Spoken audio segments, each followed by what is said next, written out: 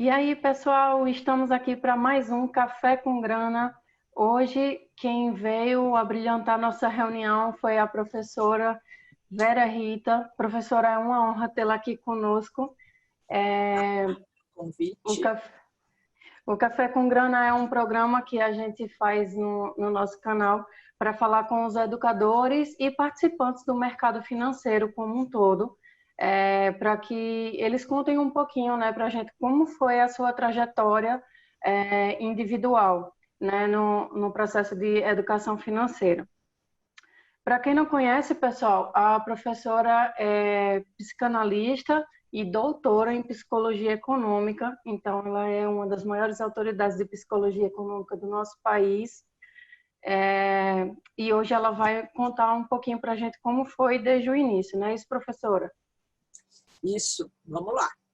Então, na sua opinião, a senhora acha que o processo de educação financeira da gente, né, dos indivíduos como um todo, ele é um processo, um trabalho de formiguinha que todo dia a gente faz um pouquinho, ou é necessário haver assim, algum evento, alguma coisa que provoque uma mudança, uma virada de chave para despertar o interesse no tema? Então, uma coisa que eu sempre digo é que não existe tamanho único para nada na vida. E para a educação financeira, para a trajetória das pessoas, mesma coisa, não existe tamanho único. Para algumas pessoas, é um processo.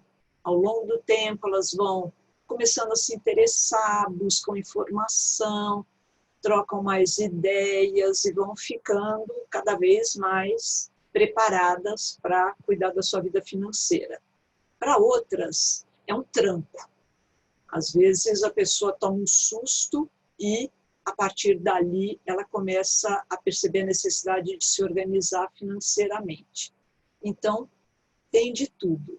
Eu até conto, o pai de uma aluna, já faz tempo isso, ela me contou que ele foi assistir um espetáculo de stand-up, de comédia, e um dos esquetes era sobre alguma coisa de endividamento, alguma atrapalhação com grana. O pai dela, que era uma pessoa desorganizada até aquele momento, ela disse que foi uma epifania. Naquela hora, tudo mudou. Então, tem de tudo. E no seu caso, a senhora considera que foi como? Foi algum evento ou a senhora sempre se esforçou um pouquinho para melhorar nesse tema? Você pergunta do ponto de vista da minha vida financeira ou do meu contato com a educação financeira? Da sua vida financeira. Olha, eu sempre fui organizada, sem pensar muito no assunto. Uhum. Nunca me endividei. Eu sempre vivi dentro do que eu tinha.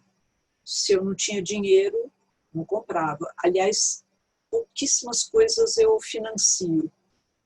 Passagem aérea antes da pandemia, exames médicos que o meu plano de saúde só cobre internação, então os exames eu posso financiar, mas fora isso, eu não financio nada. Então, eu sempre tive essa tendência a ser organizada, mas sem caprichar tanto na parte dos investimentos. Aí foi, eu tive um câncer há 11 anos, um câncer de ovário, e tive que fazer químio, foi uma cirurgia muito brava, então eu fiquei 6 meses sem conseguir trabalhar direito. E como eu falei, meu plano de saúde só cobre internação, então foi um perrengue para pagar a químio, para pagar aquelas injeções que a gente tem que tomar, enfim. E eu que tinha que pagar as consultas médicas, que eram muitas, e sem poder trabalhar direito. Então, eu fui raspando a minha poupança. E com isso, eu tomei um susto e falei, nossa, eu preciso guardar dinheiro seriamente agora, sistematicamente, o máximo que eu puder. E daí caiu a ficha. Caiu a ficha tarde, com 54 anos. mas melhor assim do que não cair nunca, né? Exatamente. E a senhora acha que teve alguma influência da família, por ser sempre organizada e em algum momento ter despertado para o tema? Acho que eu já vi um pouco com o chip. Meu pai era super organizado, super econômico. Toda a família dele tem essa tendência a ser pão duro, como a gente fala. E do lado da minha mãe, não. Em geral, todo mundo super mão aberta, meio vivendo como se não houvesse amanhã. Minha mãe era organizada, ela tinha trabalhado, tinha o dinheiro dela também, mas diferente do meu pai, gostava de comprar as coisas para a gente, inclusive, né, para as filhas e tal. Então, em casa, tive exemplos diferentes. A família da minha mãe, inclusive, tinha perdido, os pais dela tinham tido uma experiência de perder todo o dinheiro, fazenda, o que eles tinham depois da crise de 29. Então, mas para ver como é interessante, eles não ficaram super organizados, eles ficaram meio diferentes lá, cada um, eram vários irmãos, cada um ficou de um jeito, mas não necessariamente organizados, apesar do trauma de perder tudo. E a senhora acha também que teve alguma influência da escola? Não, escola nada, zero. Naquela época ninguém falava disso. Ninguém falava de dinheiro, em geral. É verdade. E no núcleo familiar que a senhora construiu, vocês costumam falar de dinheiro? Olha,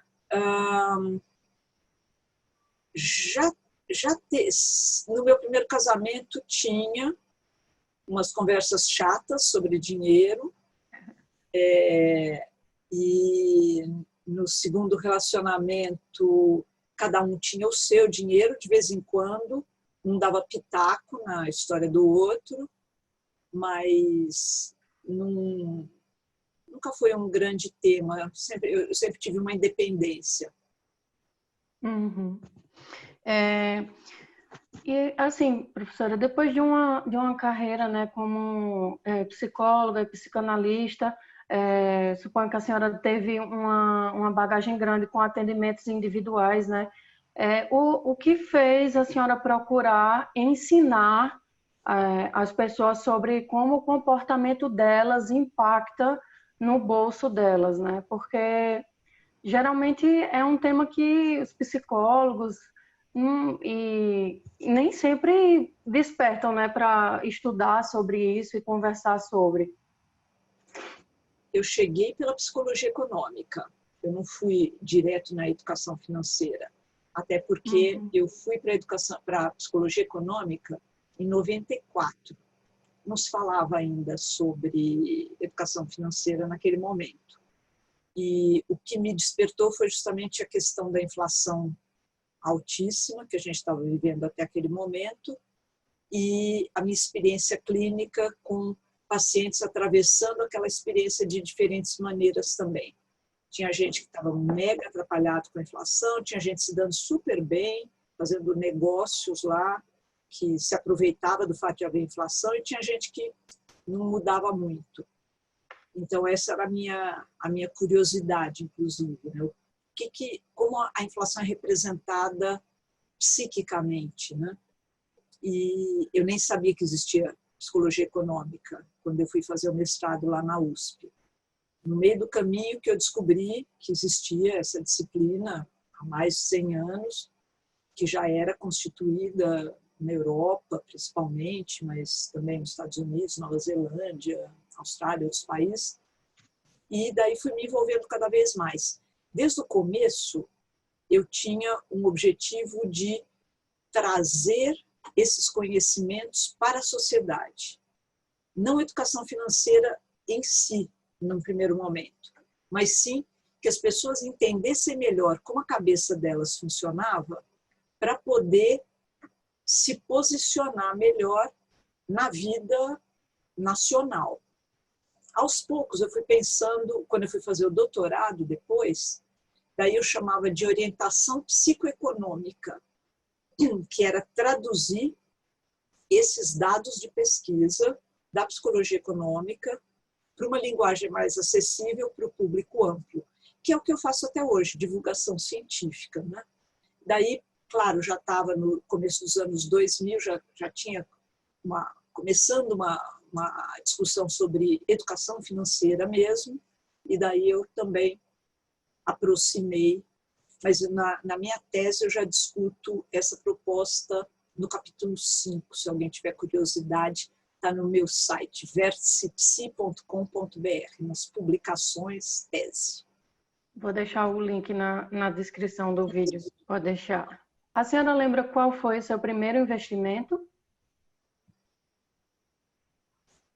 Que eu tenha feito caderneta de poupança. Como tinha uma relação familiar com o Banco Itaú, desde que eu nasci eu já tinha ações do Itaú, mas não rendia nada, ficava ali, eu nem tomava muito conhecimento. Fui vender mais de 40 anos depois. Nossa, foi um buy and hold sem saber, né? Eu nem pensava no assunto, né? E também nem pensava em vender, mas daí quando eu resolvi comprar o consultório, eu achei que era uma boa. Se eu tivesse esperado mais, aí nem precisaria trabalhar pro resto da vida, provavelmente. E qual foi o maior erro que a senhora já cometeu com o seu dinheiro? Eu acho que não começar a guardar sistematicamente, regularmente, tudo que eu poderia ter guardado desde muito cedo. Quer dizer, muito cedo, no tempo da inflação não adiantava, né? O dinheiro mudava, a moeda mudava, era o caos. Mas desde 94 teria sido, se eu tivesse começado a guardar 15 anos antes, teria pego a Selic mais alta, seria mais tranquilo. Ok. E quando a senhora olha para a sua carteira de investimentos hoje, percebe alguma diferença de quando começou lá atrás? Ou o perfil continua o mesmo, os produtos continuam o mesmo? Mudou muito. Eu invisto mais em renda fixa e eu faço um test drive na renda variável. Mas eu conheço um pouco mais do assunto hoje, mas eu sou mais conservadora mesmo, sempre. E não fico, eu nunca fiquei mexendo muito, não fico mexendo muito. Na sua opinião, investir em renda variável é para todo mundo? Nada é para todo mundo, aquilo que eu falei no começo, não tem tamanho único. Então, não dá para ter uma regra geral. O que a gente vê é que na renda variável, o mercado funciona meio assim, na contramão da nossa mente. Então, a gente faz as coisas assim de um jeito bem atabalhoado, no impulso, a maior parte do tempo, e o mercado financeiro, principalmente de renda variável, estimula esse tipo de comportamento, que não é o melhor, porque é melhor que a gente pare, analise com calma, reflita, busque informações se necessário e daí faça as escolhas. O mercado de renda variável é pilha, né? É adrenalina, é ficar estimulando o FOMO o tempo inteiro, né? O fear of missing out. Ai, meu Deus, eu perdi. Ai, tinha uma oportunidade aqui, eu devia ter. Então, mexe muito com o lado emocional da gente que está presente sempre. Então, eu sempre digo isso, não é para todo mundo. Você pode investir com diferentes fatias do patrimônio.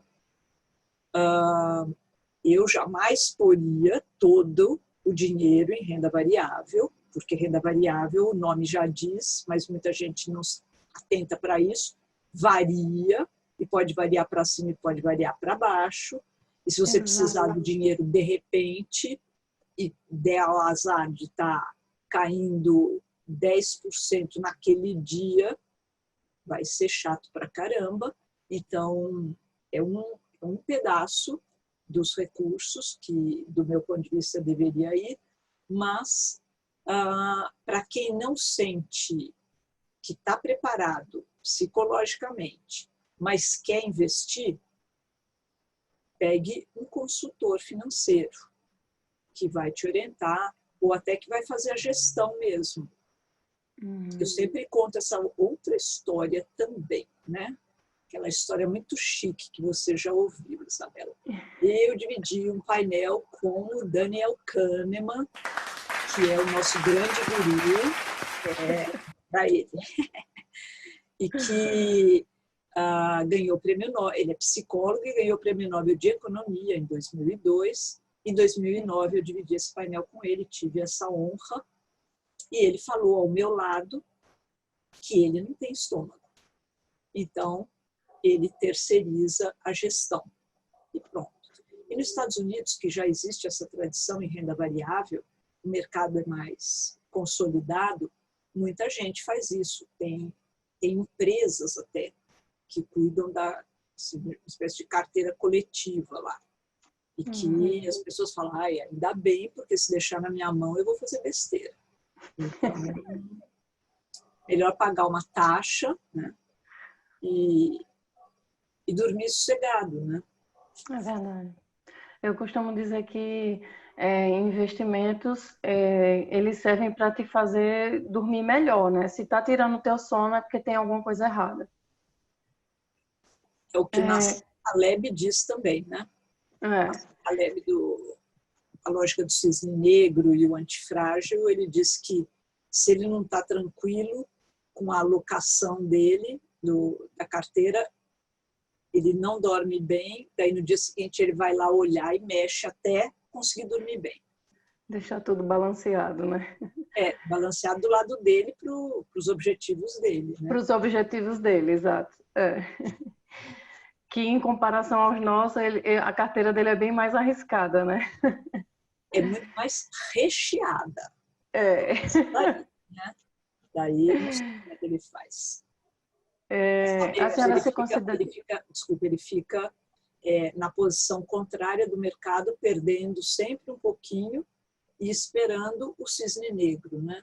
Esperando o evento extremo e raro, mas que vira e mexe vem, como na pandemia, que lá em março, na hora que tudo derreteu, ele ganhou mais grana, como ele ganhou em 2008, como ele já tinha ganho em 87, quando a Bolsa de Nova York caiu 20%. É assim que ele fica multimilionário, né? Estratégia com opções, né? A senhora se considera livre financeiramente? Sim e não. Sim, no sentido de que o dinheiro não é o sentido da minha vida. Ele é um acessório muito necessário, mas não é objetivo. E não porque eu não considero parar de trabalhar. Então, eu não ia conseguir manter um nível de vida confortável nesse momento se eu parasse. Então, eu quero manter esse nível, vou continuar trabalhando.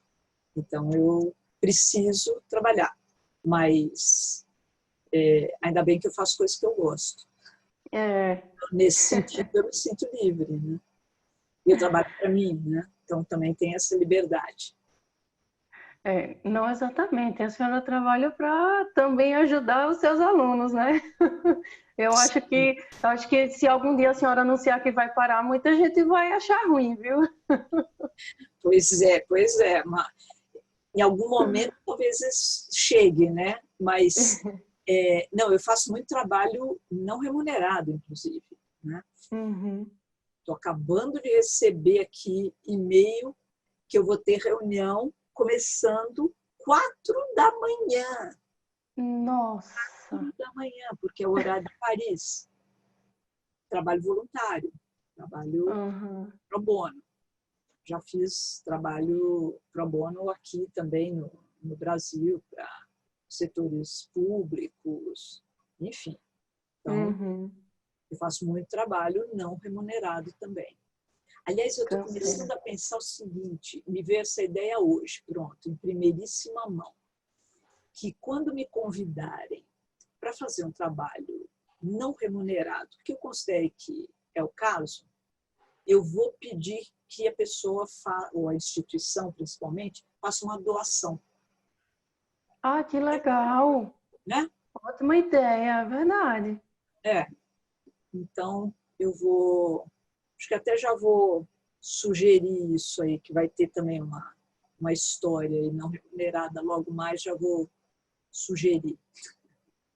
Porque é uma boa, tem instituições que poderiam fazer doações generosas, né? É Não verdade, pagam, não sei o que mais. Então tá, então faz uma doação aí, no triangular a brincadeira. é verdade. Legal. O que não te ensinaram sobre dinheiro que a senhora pretende ensinar para gerações futuras?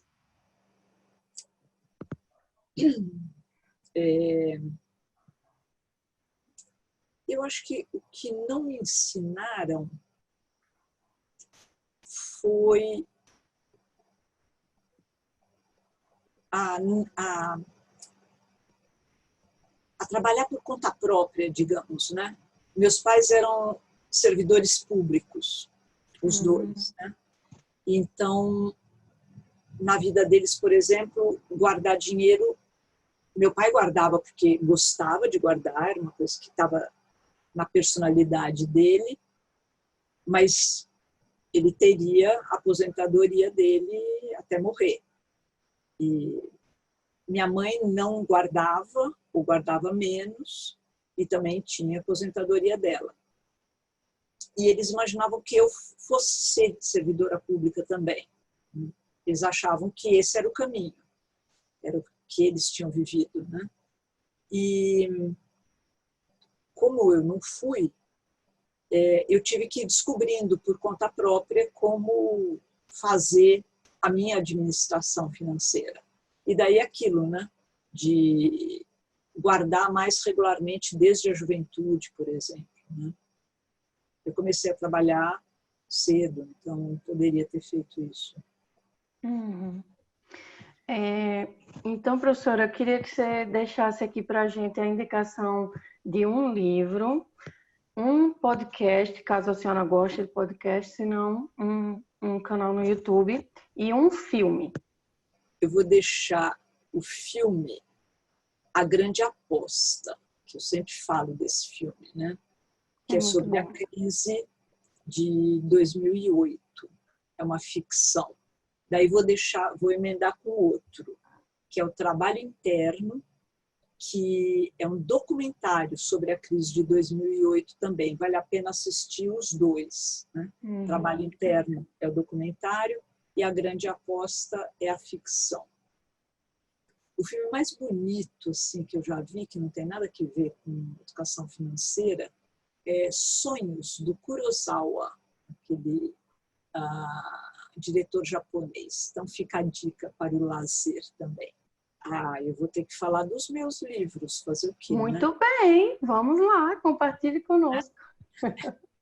Então, um livro que assim, consegue ler numa tarde de chuva é o Decisões Econômicas, Você Já Parou para Pensar, da editora Évora, que encontra pela Amazon.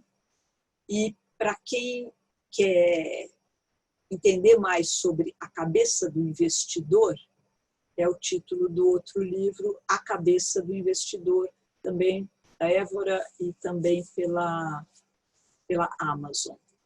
Agora, os livros de psicologia, eu não estou nem falando do meu Psicologia Econômica, que é o terceiro livro, porque ele está esgotado. Então, vocês que vêm fazer o curso ganham um PDF dele, né? Sim. Mas aí, só para quem vem fazer.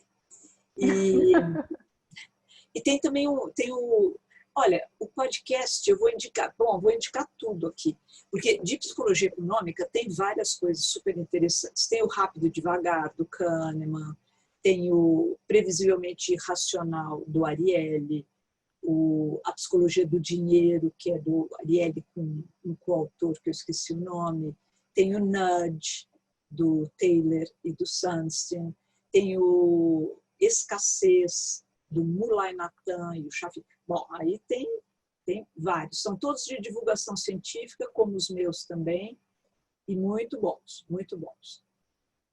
Agora, o podcast não é bem um podcast, mas eu gravei no começo da pandemia o meu audiolivro. É um audiolivro chamado Psicanálise e Psicologia Econômica, ou Psicologia Econômica e Psicanálise. E a Cristiana Batista, que faz toda a logística dos cursos, para mim, ela começa grupos de WhatsApp em que ela vai mandando os capítulos. Então, se alguém tiver interesse, entre em contato com a Cris no contato@vertipsi.com.br e daí vai receber o audiolivro em episódios.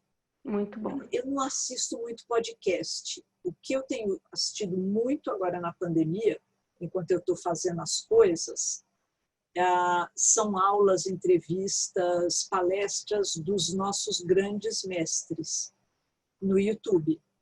O Kahneman, o Sunstein, o Taylor, o Lowenstein, o Schiller, meu crush, o Schiller, grande Schiller, grande.